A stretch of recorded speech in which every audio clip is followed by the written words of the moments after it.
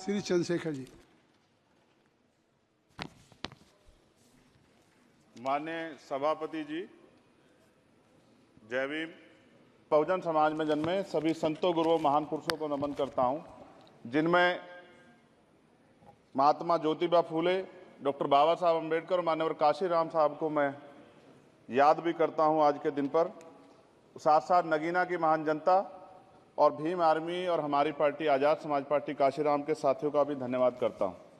इसके बाद अपने कुल गुरु जगत गुरु सदगुरु रविदास जी महाराज को भी मैं नमन करता हूं, जिन्होंने दुनिया को लगभग 600 साल पहले बेगमपुरा शहर के रूप में दुनिया का सबसे महान लोकतांत्रिक दर्शन दिया। अध्यक्ष महोदय, माननीय सभापति जी, 14 अगस्त 1947 को ये देश अंग्रेजों के अधीन था। 15 अगस्त 1947 को हम लोग आज़ाद हुए। 16 अगस्त 1947 को देश आज़ादी में था, लेकिन धन धरती राजपाट में बंटवारा नहीं हुआ। जो साधन संसाधन थे उनमें बंटवारा सही रूप से न होने के कारण एक बहुत बड़ी आबादी सुविधाओं से वंचित और सम्मान से वंचित रह गई। उनको सम्मान देने के लिए और अंतिम व्यक्ति तक सुविधाएं पहुंचे, इसके लिए लोकतंत्र की व्यवस्था हुई। लेकिन आज़ादी के 70 साल बाद भी हम कहाँ खड़े हैं, इस पर ये चिंता का विषय है। मैं मानता हूं कि सामाजिक न्याय तभी होगा माननीय सभापति जी, जब जातीय जनगणना पूरी होगी और जातीय जनगणना कराई जाएगी और साथ साथ संख्या के आधार पर आरक्षण जो है वंचित वर्गों का बढ़ाया जाएगा। उसके साथ साथ जब राष्ट्रपति जी अभिभाषण पे बात रख रही थी तो उन्होंने शहरी और ग्रामीण क्षेत्रों के विकास की बात कही और ये भी कहा कि दुनिया में सबसे उत्तम शहर हमारे यहाँ बने। लेकिन माननीय सभापति जी, 70% आबादी तो गांव में निवास करती है, तो गांव की आबादी के बारे में भी सोचना होगा कि उनका जीवन कैसे बदले।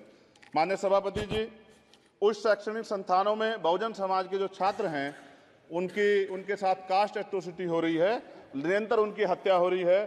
साथ साथ जो सरकारी कर्मचारी हैं दफ्तरों में, उनके साथ भी जो SC ST OBC और मुस्लिम और अन्य धार्मिक अल्पसंख्यक, उनके साथ भी माननीय सभापति जी जातिगत और धार्मिक जो है शोषण किया जा रहा है। इसलिए मेरी मांग भी है कि पुरानी पेंशन को भी अध्यक्ष जी बहाल किया जाए। जो कर्मचारी देश की सेवा में लगे हैं उनका भी सम्मान होना चाहिए। साथ साथ सभापति जी, भाजपा ने चुनावी लाभ के लिए सबका साथ सबका विकास के नारे दिए जो खोखले हैं, क्योंकि 10 साल में दलित, पिछड़े, आदिवासी, मुस्लिम और अन्य धार्मिक अल्पसंख्यक जो अत्याचार हुए हैं वो किससे छिपे हुए नहीं हैं। ये गलत है, ये बंद होना चाहिए।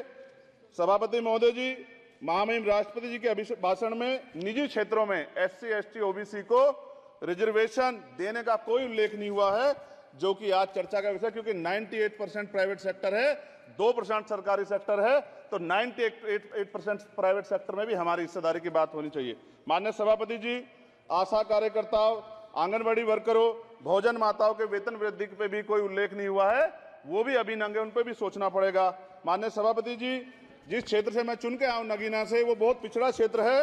उस क्षेत्र में कोई विशेष आर्थिक पैकेज नहीं दिया गया, रोजगार की सेवाएं नहीं है, नौजवान पलायन करता है।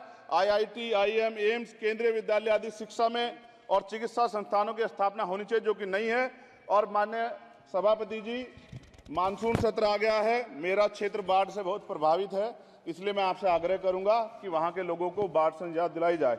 माननीय सभापति जी, चीन हमें आंख दिखा रहा है और लगातार हमारे देश की सीमाओं में घुसपैठ कर रहा है, इसलिए अग्निवीर योजना को हटाकर पुनः सेना भर्ती शुरू की जाए और साथ साथ भारत की सबसे प्राचीन व बहादुर रेजिमेंट में से एक चमार रेजिमेंट को पुनः बहाल करा जाए, ऐसा भी मेरा आपसे आग्रह है। माननीय सभापति जी, पिछले सारे प्रधानमंत्रियों ने मिलकर जितना कर्ज लिया है उससे दुगना कर्ज हमारे वर्तमान के प्रधानमंत्री जी ने लिया है। किसान अगर अपना कर्ज माफ कराने के लिए जाता है तो लाठी झेलनी पड़ती है, जबकि सरकार ने धन्ना सेठों का 15 लाख करोड़ रुपया माफ किया है। इस ओर हमें ध्यान देना पड़ेगा, हमारी आने वाली पीढ़ियों को ये कर्ज चुकाना पड़ेगा। माननीय सभापति महोदय जी, किसानों को MSP की लीगल गारंटी तथा किसानों का कर्ज माफ होना चाहिए। साथ साथ 2 अप्रैल 2018 को SC ST के बच्चों पे बहुत बड़े पैमाने पे मुकदमे लगे थे, वो हमारी लड़ाई सही थी, ये सुप्रीम कोर्ट ने माना और बाद में सरकार ने माना, वो मुकदमे तुरंत वापिस होने चाहिए। माननीय सभापति जी, प्रेस जो है उस पर भी शिकंजा कसा जा रहा है, जो पत्रकार सरकार खिलाफ बोलता है नौकरी से हाथ धोना पड़ता है, और सोशल मीडिया हमारा हथियार है, उस पर तरह तरह के प्रतिबंध लगाए जा रहे हैं और विरोध करने वालों को सोशल मीडिया हैंडल भी सस्पेंड करा दिए जा रहे हैं। साथ साथ सभापति जी, पेपर लीक और परीक्षाओं के कैंसिल होने से देश के नौजवानों का भविष्य खतरे में है। नीट, यूपी सिपाही भर्ती सभापति जी और 69,000 शिक्षक भर्ती में आरक्षण घोटाला हुआ है, कोई पूछने वाला नहीं, खून के आंसू रो रहे हैं बच्चे, बेरोजगारी का दंश युवा झेल रहे हैं।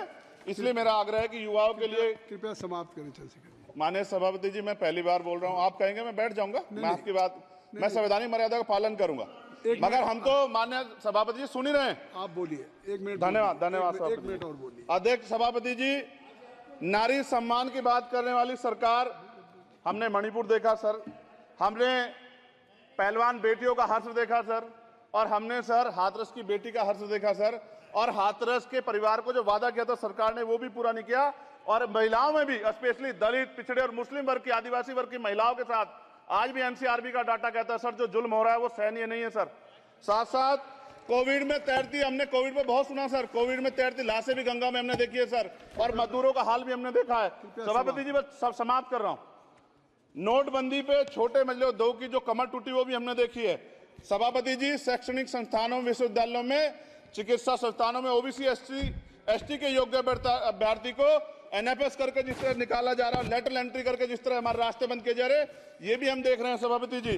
साथ साथ मेरा ये कहना है सर, ये सबका इशू है कि प्राइवेट कर्मचारी सर और सरकारी भी कई जगह पे 8 से ज्यादा घंटों से काम करते हैं, और उनको जो सर उचित वेतन भी नहीं मिलता, तो न्यूनतम वेतन 20,000 रुपए तय हो और 24 घंटे की ड्यूटी। उदाहरण के तौर पे यूपी पुलिस सर बहुत पूरा काम करते हैं वो लोग, वो राज्य के विषय हैं। आप सर मैं आपके राज्य सरकार के लिए भी आपके संज्ञान में डाल रहा हूँ विषय सर। पुलिस सब जगह है सर, लेकिन सवाल ये है सर, बहुत पसीना बातें हैं, 8 घंटे की ड्यूटी और वेतन विसंगति, बॉर्डर स्कीम से उनको जो बाहर